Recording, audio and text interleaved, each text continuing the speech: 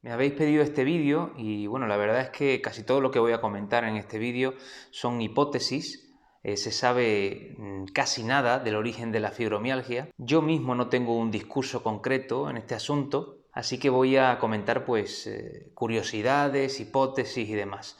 Hablaré de los trastornos somatomorfos, de la antigua histeria y también del posible rol de enfermo, qué papel juega en la fibromialgia. No hay una lesión estructural en la fibromialgia, sino funcional. Es decir, no hay una base orgánica visible, pero indudablemente los síntomas existen. Es decir, no estamos hablando de un trastorno facticio, que sería un trastorno en el que el sujeto finge deliberadamente tener unos síntomas que no existen, que no está experimentando.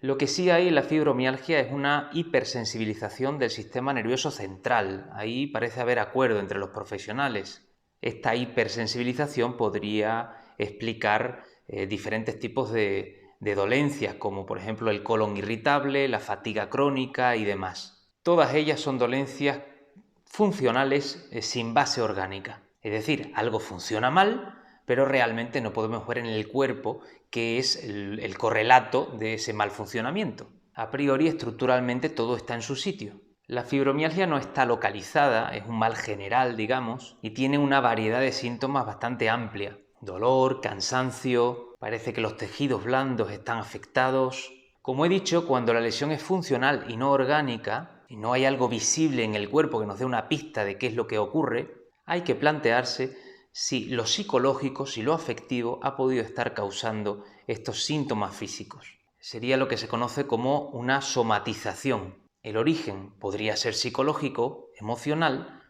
y la dolencia resultante física.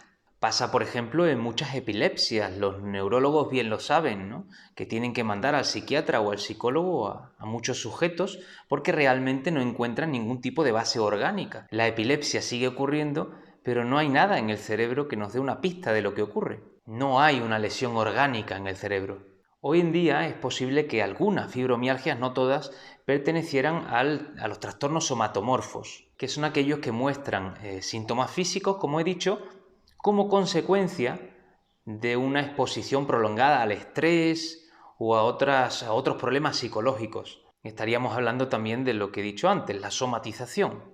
Lo psicológico, lo emocional va haciendo mella en el cuerpo, desgastándolo, y al final lo que se ve, lo que duele, lo que sufre es el propio cuerpo.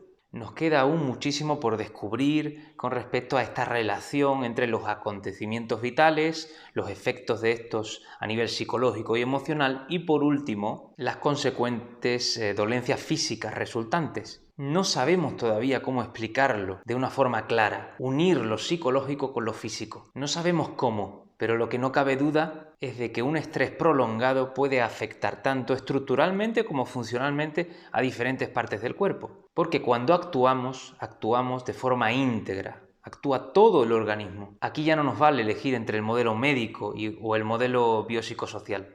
Necesitamos ese abordaje multidisciplinar, trazar puentes y con la idea de saber cada vez más. Una de las hipótesis, como comentaba, es la disminución de la tolerancia al dolor por exponerse uno al estrés durante bastante tiempo. El organismo reaccionaría de esta manera incluso ya cuando no está delante de esos estímulos estresores, es decir, como un hábito.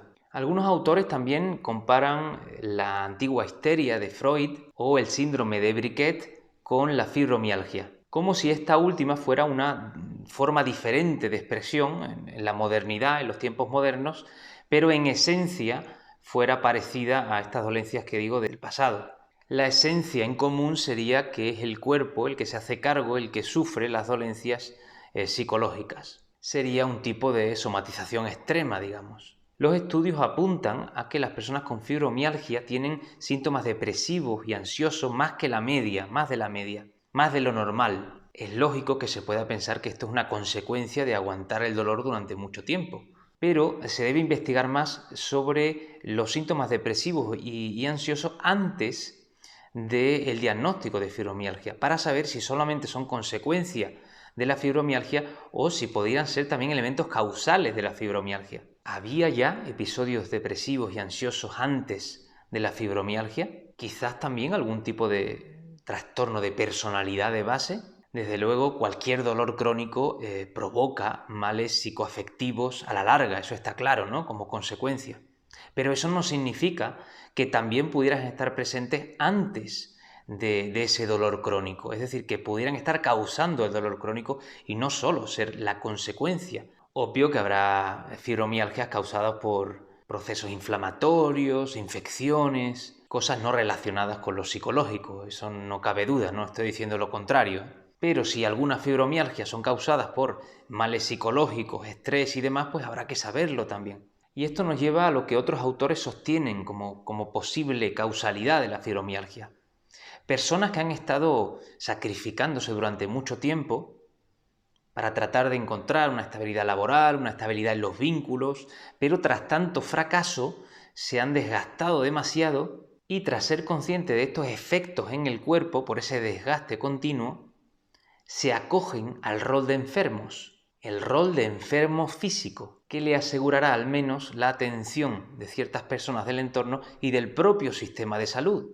Esto no se haría de una forma consciente e intencionada, hay que dejarlo claro. Nadie habla aquí de fingimiento ni de mala intencionalidad, sino de aprovechar lo físico, la dolencia física resultante de todos los males emocionales y psicológicos previos para conseguir ese sostén del entorno. Se suele aceptar bastante bien el diagnóstico de fibromialgia, ¿no? Puesto que ahora mismo está más cerca de lo físico que de lo psicológico y las dolencias físicas ya sabemos que injustamente son mejor aceptadas socialmente que las dolencias psicológicas. Y esta es una de las razones que podría explicar la hipótesis del rol enfermo, ¿no? Es decir, el entorno y el sistema van a aceptar y van a responder mejor a una dolencia física que a una dolencia psicológica. De hecho, los enfermos de fibromialgia no suelen responder bien cuando se habla de que podría haber un origen psicógeno en su fibromialgia, ¿no? En sus síntomas, porque esto pues se conlleva una mayor responsabilidad del individuo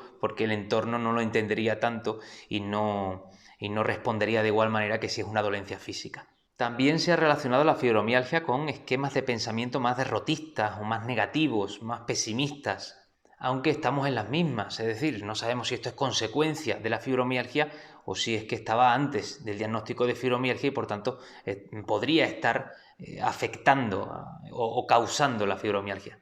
Se ha relacionado también la fibromialgia con la lexitimia, tengo un vídeo sobre la lexitimia, con esa incapacidad para lo verbal, para lo lingüístico, para dar un sentido a la experiencia. Y de ahí, pues, por esa incapacidad saldría de nuevo el cuerpo para expresarse, ¿no? Para expresar ese mal, esa dolencia, para hacerse cargo. En relación al rol de enfermo que antes comentaba, esa hipótesis, también se ha asociado la fibromialgia a perfiles con patrón de autosacrificio, personas que se han hecho cargo de los demás durante toda la vida y en un momento dado el cuerpo dice basta, el organismo dice basta. Estos sujetos terminan sintiéndose al servicio de los demás, objetos al servicio de los demás, utilizados, y como compensación se llega a un punto en el que este rol de enfermo con la fibromialgia rompe ese patrón de autosacrificio y ahora sí van a ser los demás, el sistema, el entorno, los que van a cuidar de mí, no va a haber más remedio. Todo esto a un nivel no consciente, como digo. Hay una pérdida de la identidad, una pérdida de sentido de la vida, un rol muy estereotipado de sacrificio por el otro, una pérdida de apoyo del entorno, un cuerpo desgastado ya. En fin, esta es otra hipótesis que podría explicar algunas fibromialgias, pero no todas, desde luego. Hay también, curiosamente, algunos países en vías de desarrollo donde la presencia de la fibromialgia es bastante menor. Esto, bueno, pues podría investigarse más. Puede ser que el modo de supervivencia, la pobreza y demás problemas graves, pues eliminen el foco atencional del dolor. Puede ser que sean sociedades más colectivas, menos individualistas y por tanto los vínculos también sean mayores o hayan más factores de protección, por eso de la sociedad más colectiva. Y hasta aquí el vídeo de hoy. Hay mucho todavía por estudiar, por descubrir de la fibromialgia. La investigación está en ciernes y espero vuestros comentarios, vuestras experiencias sobre este tema, este asunto, porque todos estamos aquí para participar, para aportar y así cada uno que vaya mejorando en este proceso de autoconocimiento.